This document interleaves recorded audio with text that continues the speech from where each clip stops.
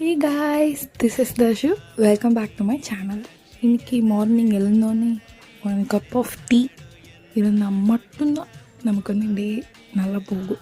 இல்லைன்னு வச்சுக்கோங்க, அந்த டே ஃபுல்லாக சொங்கி மாதிரி எந்த வேலையும் செய்ய மாட்டேன். ஸ்லோவாக இருப்பேன், மைண்ட் அப்செட்டாக இருக்கும், ஏதாவது ஒன்று யோசிச்சுக்கிட்டு அப்படியே இருப்பேன்.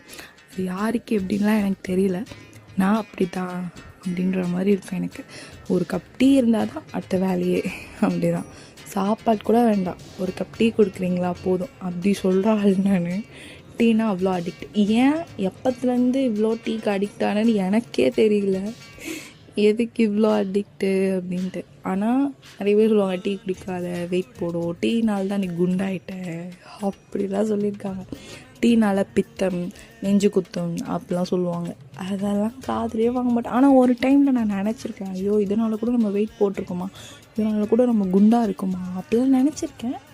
பட் அதுக்கப்புறமா டீயில் என்னென்ன நன்மைகள் இருக்குது அப்படின்னு தெரிய போது தான், ஓகே நம்ம ஏன் டீ குடிக்கிறது நிப்பாட்டணும், நன்மைகள் இருந்தால் என்ன இல்லைனா என்ன அப்படின்ற மாதிரிலாம் எனக்கு தோண ஆரம்பிச்சுது.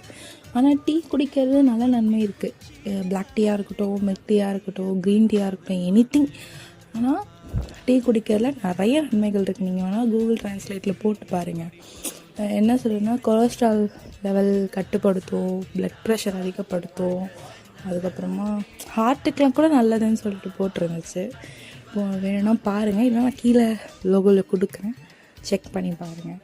டீ குடிக்கிற ஃப்ரெண்ட்ஸ் யாராக இருந்தாலும், டீக்கு அடிக்ட் ஆனவங்க யாராக இருந்தாலும் டேக் பண்ணுங்கள். எத்தனை கப் ஆஃப் டீ 1 டேக்கு நீங்கள் குடிப்பீங்கன்ட்டு கமெண்ட் பண்ணுங்கள்.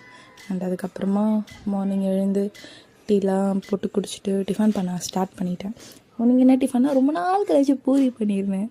அதனால் பூரி பண்ணதில் இன்றைக்கி தான் பூரி பண்ணியிருக்கோம் அப்படின்ட்டு எனக்கு தோணுச்சு. ஏன்னா இதுக்கு முன்னாடிலாம் பூரி பண்ணால் சாஃப்டாக வராது, ஹார்டாக இருக்கும், மொறுன்னு இருக்க அப்படி தான் இருந்துச்சு. ஆனால் இந்த வாட்டி சாஃப்டாக இருந்துச்சு, புஷ்ஷுன்னு வந்துருந்துச்சு, அந்த மாதிரி இருந்துச்சு. அதெல்லாம் நல்லா சுட்டு ஒயிட் கிரேவி வச்சு கொடுத்தேன், சாப்பிட்டாங்க, நல்லா இருக்குன்னு சொன்னாங்க, சிரித்தாங்க. நான் பூரி நல்லா சுட்டுருக்கேன்னு கேட்டுட்டு. அதுக்கப்புறமா இந்த கிளாஸ் ஐட்டம்ஸில் இன்றைக்கி தான் செடி வைக்கணும்னு சொல்லிட்டு இன்றைக்கி ஒரு வழியாக வச்சுட்டு, எங்கள் அம்மாவை பார்க்க வந்தவங்க எல்லாம் இந்த சாத்துக்குடியே வாங்கிட்டு வந்துட்டாங்க. ஆனால் அது அரிஞ்சு ஜூஸ் போட்டு கொடுமான்னாங்க. பட் அது எவ்வளோ கஷ்டம் எனக்கு தான் தெரியும்.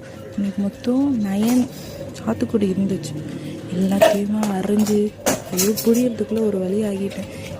கை வலி விட்டு போச்சு. கடைசியாக ஒரு வழியாக புழிஞ்சு எங்கள் அம்மாவுக்கும் எடுத்துகிட்டு போய் கொடுத்தேன். குடிச்சிட்டு நல்லா இருக்குன்னு சொன்னாங்க. இதோட வீடியோவும் முடிச்சுட்டேன்.